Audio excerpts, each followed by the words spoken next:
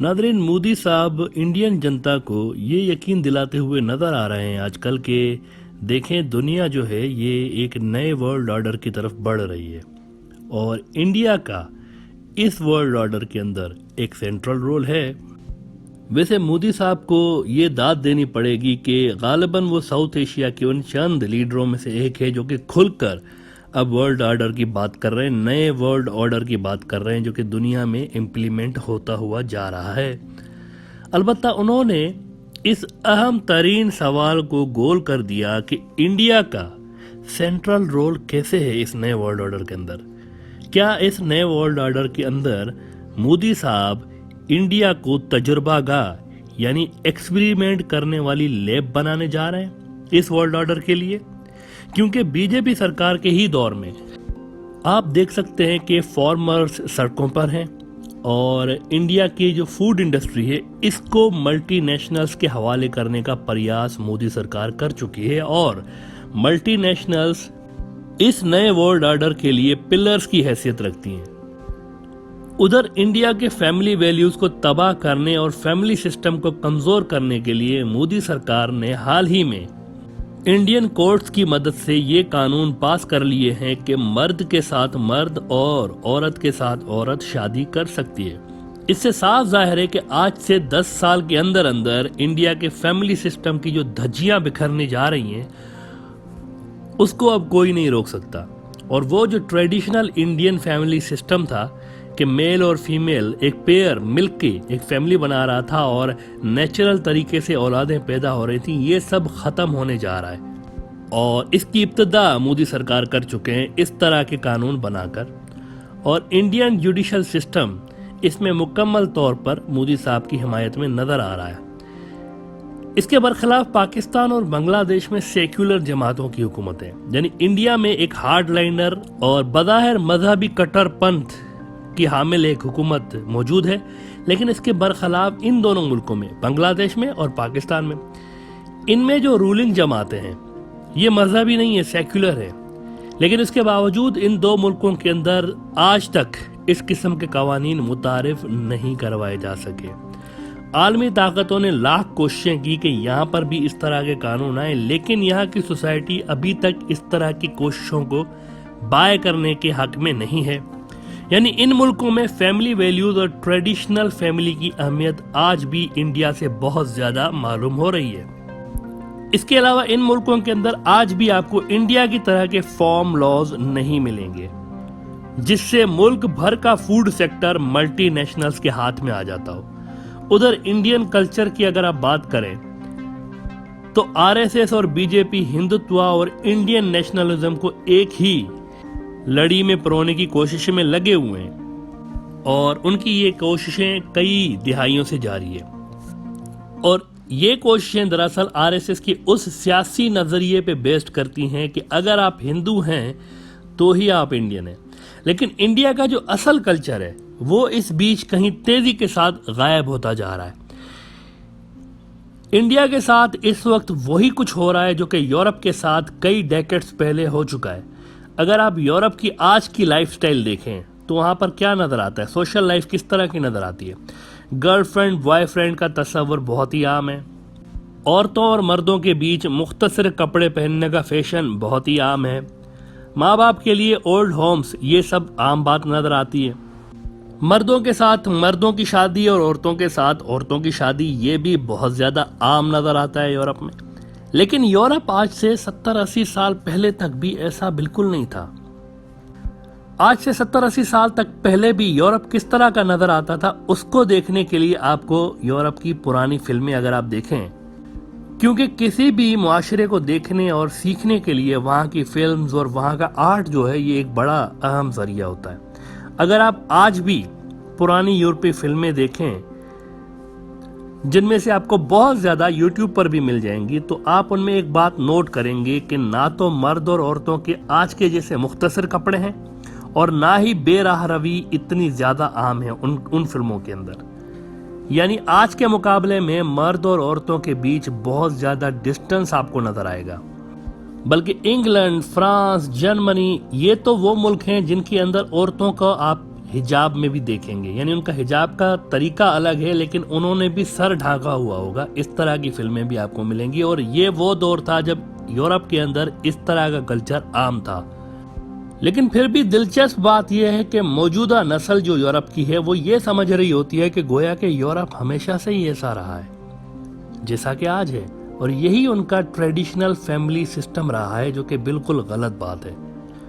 تو وہ جو اصل تہذیب تھی یورپ کی، وہ ماڈرنائزیشن اور سو کولڈ نئی دنیا کے اندر کب کا مر کھپ گئی ہے، اور اب وہی سب چیزیں آپ کو مشرق کی طرف، یہ ہمارے علاقوں کی طرف ہوتی ہوئی نظر آ رہی ہیں۔ البتہ مذہب کے فیکٹر کی وجہ سے پاکستان، افغانستان، بنگلہ دیش، ایران کے اندر آپ کو یورپی طرز زندگی، مختصر کپڑے اور گرل فرینڈ بوائے فرینڈ والا جو کلچر ہے یہ بہت کم نظر آتا ہے نظر یہاں پر بھی، لیکن بہت کم نظر آتا ہے۔ البتہ انڈیا کے اندر یہ چیز نسبتاً بہت زیادہ نظر آتی ہے۔ اگر آپ 1980s اور 1990s کی انڈین فلمیں دیکھیں مثال کے طور پر، تو عموماً اس میں آپ کو ویلین شرابی اور عیاش نظر آتے ہیں، یعنی کہ شراب کو ایک بری چیز کے طور پر دکھایا جا رہا ہوگا ان فلموں کے اندر۔ اسی طرح عورتوں کو ساڑی کے اندر اور ٹریڈیشنل لباس میں ملبوس دیکھا جا سکتا ہے ان فلموں کے اندر، لیکن آج کی انڈین موویز عموماً ایسا نہیں ہوتا ان کے اندر، اور کچھ ایسا ہی اثر پھر آپ کو آج کے انڈین معاشرے کے اندر بھی نظر آتا ہے، جہاں پر 1980s کے مقابلے میں آج شراب کی کثرت بہت زیادہ ہے انڈیا کے اندر۔ وہاں پر شراب کی کنزپشن آج بہت زیادہ ہے پہلے کے مقابلے میں، اور یہ ایک عام چیز مانی جاتی ہے، یعنی اب اس کو غلط نہیں مانا جا رہا۔ پہلے شراب کو غلط مانا جاتا تھا، لیکن آج اس کو اتنا غلط طریقے سے نہیں دیکھا جاتا۔ یہی حال آپ کو کلوتھنگ میں اور وہ جو ٹریڈیشنل کپڑے تھے ان کا نظر آتا ہے کہ آج وہاں پر جینز اور ٹی شرٹ اور ویسٹرن لائف سٹائل کی جو سستی فوٹو کاپی ہے وہ آپ کو انڈیا کے اندر نظر آتی ہے، اور اس سب کے بیچ اصل انڈیا کہیں گم ہو چکا ہے۔ اور پھر اس نئے سو کالڈ سوشل نظام کو، جو کہ نئے ورلڈ آرڈر کا ہی حصہ ہے، اس کے خلاف بات کرنے والے حضرات کے اوپر عموماً آپ کو اولڈ فیشنڈ، دقیانوسی، بیکورڈ ہونے کے لیبل بھی ملیں گے۔ آپ یہ غور کریں کہ دنیا بھر میں وہی ملٹی نیشنلز ہیں، آپ کو ہر جگہ ملیں گی، ایک جیسے برانڈ کے کپڑے، ایک جیسے کھانے، ایک جیسے فوڈ آؤٹ لیٹس پوری دنیا میں پھیلتے جا رہے ہیں۔ ایک غیر محسوس طریقے کے ساتھ دنیا بھر میں ایک جیسا کلچر اور ایک جیسا نظام متعارف کرانے کی کوشش نظر آ رہی ہے۔ دنیا میں ٹریڈ پہلے کموڈیٹیز میں ہوا کرتا تھا کہ چاول دے دیں اور اس کے بدلے گندم وغیرہ لے لیں، یا پھر گولڈ اور سلور کی کوائنز تھیں۔ اس کے بعد پیپر کرنسی آئی، اور اس کے بعد پلاسٹک کرنسی آئی، ڈیبٹ کارڈ، کریڈٹ کارڈ وغیرہ۔ لیکن اب ایک نئی کرنسی آئی ہوئی ہے جو کہ اصل میں کرنسی ہے ہی نہیں، آپ اس کو ٹچ بھی نہیں کر سکتے، لیکن وہ کرنسی ہے، اور وہ ہے کرپٹو کرنسی، بٹ کوائن وغیرہ، جس کا کوئی سر پیر ہے نہیں، لیکن مستقبل کے ورلڈ آرڈر کی کرنسی یہی ہے۔ آپ کے موبائل میں ایک ایپ ہوگا جس میں کچھ نمبر لکھے ہوئے ہوں گے جسے آپ کوڈ کہہ لیں، اور ساری ڈیلنگز انہی کوڈز کے ذریعے ہو رہی ہوں گی۔ بنگلہ دیش اور پاکستان آج بھی کافی پیچھے ہیں ان سب میں، لیکن حکومتی لیول پر مودی سرکار کے آنے کے بعد آپ نے دیکھا کہ کیا ہوا انڈیا کے اندر۔ ڈی مونیٹائزیشن کی آڑ میں لوگوں کو کیش لیس ٹرانزیکشن کی طرف دھکیلا گیا، جو کہ ایک ایکسپیریمنٹ تھا دراصل، جس کے لیے انڈیا استعمال ہوا۔ لیکن اس ایکسپیریمنٹ سے دنیا کے اس ورلڈ آرڈر کے پیچھے جو قوتیں کار فرما ہیں، انہوں نے یہ دیکھا کہ یہ جو ہمارا خطہ ہے ساؤتھ ایشیا کا، یہ ابھی تک اس بات کے لیے تیار نہیں ہے کیش لیس ٹرانزیکشنز کے لیے اور نئی کرنسی کو ایڈاپٹ کرنے کے لیے، کیونکہ یہاں پر وہ انفراسٹرکچر موجود نہیں ہے جو اس چینج کو سپورٹ کر سکے، جو کہ یہ نیا ورلڈ آرڈر لانا چاہ رہا ہے۔ یعنی انڈیا استعمال ہوا اس ایکسپیریمنٹ کے لیے۔ یہ سب نئی چیزیں سب سے زیادہ زور و شور کے ساتھ انڈیا کے اندر ہمیں ہوتی ہوئی نظر آ رہی ہیں، جس سے یہ صاف ظاہر ہو رہا ہے کہ انڈیا اس ریجن کے اندر دراصل ایک بڑے ایکسپیریمنٹل لیب کے طور پر استعمال ہو رہا ہے عالمی طاقتوں کی جانب سے۔ بہرحال سب سے اہم سوال یہ ہے کہ اس ورلڈ آرڈر کو لیڈ کون کر رہا ہے اور کون سی قوتیں اس کے پیچھے ہیں۔ اس سوال کو ہم اپنے اگلے ایپیسوڈ کے لیے رکھتے ہیں کہ اس کے پیچھے کون ہے اور کون اس کو لیڈ کر رہا ہے۔ لیکن یہ بات تو طے ہے کہ اس نئے ورلڈ آرڈر کے اندر مذہب کی غالباً گنجائش نہیں ہے، کیونکہ موجودہ جو سماجی سوشل سسٹم ہے اور جو سوشل ویلیوز ہیں، جو فیملی ویلیوز ہیں دنیا کے اندر، جو کہ تیزی کے ساتھ ختم ضرور ہو رہے ہیں، لیکن ان فیملی ویلیوز کا، ان سوشل ویلیوز کا دنیا کے موجودہ مذہبوں کے ساتھ گہرا ریلیشن ضرور ہے۔ اگنی کے 7 پھیروں سے لے کر نکاح کے کلمات تک مذہب کافی حد تک فیملی ویلیوز اور سوشل ویلیوز کو ڈیفائن کرتا ہوا نظر آ رہا ہے، اور چونکہ نئے ورلڈ آرڈر میں ان کی کوئی ضرورت نہیں ہے، اس لیے یہ کلیئر ہے کہ نئے ورلڈ آرڈر میں مذہب کی اہمیت نہیں ہے۔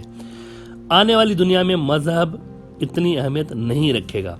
لیکن دنیا کا ایک مذہب ایسا ضرور ہے جو کہ اس نئے ورلڈ آرڈر کے لیے ایک پراپر چیلنج بنا ہوا ہے، اور وہ مذہب اسلام کا ہے، کیونکہ اس کے اندر ایک اپنا سوشل سسٹم تو ہے ہی، لیکن اس کے ساتھ ہی اس کے اندر ایک اکنامیکل سسٹم ہے، اس کے اندر ایک پولیٹیکل سسٹم ہے، اس کے اندر ایک اپنا جوڈیشل سسٹم موجود ہے۔ یہ وہ چیزیں ہیں جو کہ نئی سوسائٹی کے قیام کے لیے چاہیے ہوتی ہیں۔ یعنی آپ دیکھیں کہ موجودہ جو ورلڈ آرڈر دنیا میں لانے کی کوششیں کی جا رہی ہیں، اس نے اکنامیکل لیول پر دنیا بھر کو اپنے جکڑ میں لے رکھا ہے۔ دنیا بھر میں آپ کو ایک ہی جیسی اکنامی ملے گی، ایک ہی جیسا انٹرسٹ بیسڈ بینکنگ سسٹم ملے گا، اور دنیا بھر میں سوشل ویلیوز کو اور فیملی ویلیوز کو چینج کرنے کی کوششیں بھی زور و شور کے ساتھ جاری ہیں۔